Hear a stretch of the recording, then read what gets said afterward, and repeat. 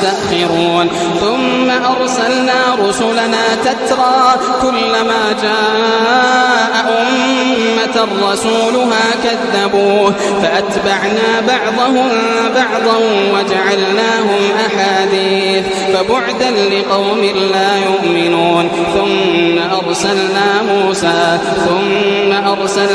موسى وأخاه هارون بآياتنا وسلطان